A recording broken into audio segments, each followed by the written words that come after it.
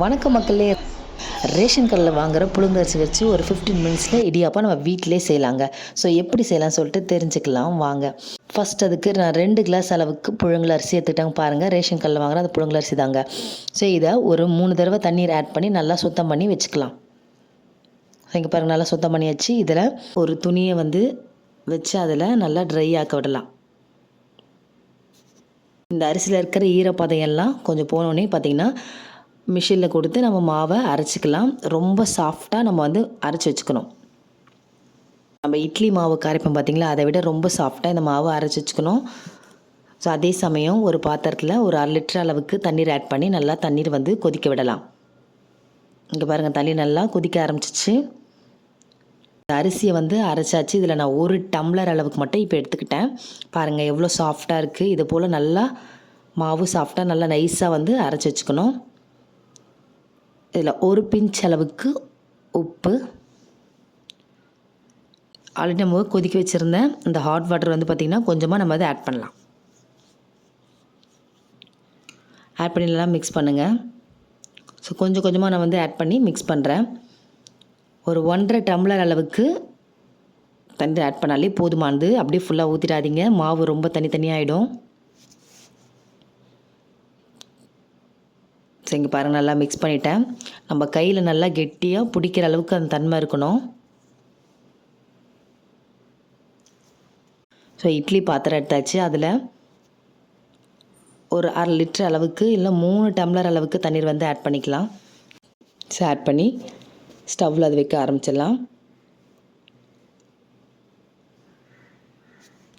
So முறுக்கு அச்சு இருக்கும்ல, அந்த அச்சில் பார்த்திங்கன்னா ரொம்ப ரொம்ப சின்ன சின்ன ஹோல்ஸ் போட்டிருக்கும். அதான் இடியாப்ப அச்சு. அதே இதில் ஸோ அந்த இடியாப்ப அச்சு வச்சுக்கலாம். இதில் இந்த மாவை நல்லா கட்டியாக பிடிச்சி அந்த இடியாப்ப அச்சில் பார்த்திங்கன்னா நம்ம போட ஆரம்பிக்கலாம். ரொம்ப லூஸாக போட தேவையில்ல, ரொம்ப அழுத்தமாக அங்கே போட ஆரம்பிக்கணும். ஸோ போட்டு நல்லா நம்ம க்ளோஸ் பண்ணிக்கலாம்.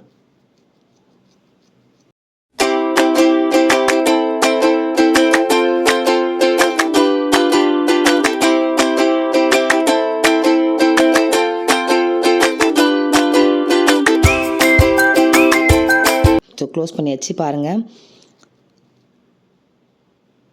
இந்த இட்லி பாத்திரத்தில் நல்லா நீங்கள் சுற்ற ஆரம்பிச்சிங்கன்னா உங்களுக்கு அப்படியே இடியாப்பம் போல் அங்கே வர ஆரம்பிச்சிடும்.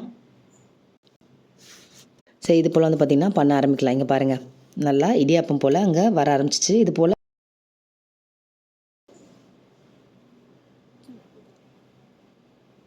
சவால் தான். இங்கே பாருங்கள்,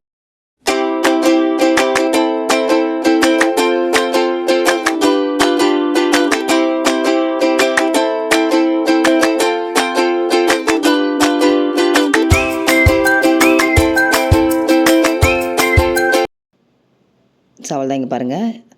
ஸோ உங்களுக்கு எவ்வளோ வேணுமோ அவ்வளோ நீங்கள் செய்யலாம். மாவு நீங்கள் நிறைய ஆட் பண்ணி கூட நீங்கள் செஞ்சுக்கலாம். இப்போதைக்கு நான் 1 டம்ளர் தான் மாவு ஆட் பண்ணேன். அதுலேயே பார்த்தீங்கன்னா உங்களுக்கு ஒரு 10 இடியாப்பம் செய்யலாம். சவால் தாங்க. இது இட்லி குக்கரில் வச்சிடலாம். ஸோ 10 மினிட்ஸ் போதுமானது. 10 மினிட்ஸில் நீங்கள் அதை இறக்கிடலாம். அதுக்குள்ளே அது குக் ஆகிடும். ஸோ அந்த 10 மினிட்ஸ்க்குள்ளே நம்ம ஒரு மிக்ஸி ஜார் எடுத்தாச்சு. அதில் ஒரு 1/2 கப் அளவுக்கு தேங்காய், எவ்வளோ தேங்காய் தேவைப்படுதோ அவ்வளோ நீங்கள் யூஸ் பண்ணிக்கலாம். ஸோ நான் 1/2 கப் தேங்காய் எடுத்துக்கிட்டேன். அதில் தண்ணீர் ஆட் பண்ணி நம்ம பால் ரெடி பண்ணிடலாம். சரி, இங்கே பாருங்கள், அரைச்சி வச்சாச்சு தேங்காய். இதை நல்லா வடிகட்டி எடுத்து வச்சாச்சு. அங்கே பாருங்கள், 10 மினிட்ஸ் ஆகிடுச்சு. இடியாப்பம் நல்லா ரெடி ஆகிடுச்சு. ஸோ இதை ஒரு பிளேட்டில் நம்ம எடுத்து வச்சிடலாம். ஸோ இதுக்கு மேலே கொஞ்சமாக நம்ம சுகர் ஆட் பண்ணுறோம். ஸோ நம்ம ஏற்கனவே செஞ்சு வச்சுருந்தா அந்த தேங்காய் பால், அதுலேயே சக்கரை ஆட் பண்ணிக்கலாம். சக்கரை ஆட் பண்ணி மிக்ஸ் பண்ணி அதை இந்த இடியாப்பத்துக்கு மேலே நம்ம ஆட் பண்ணி சாப்பிட்டு பாருங்கள், வேறு லெவலில் இருக்கும்.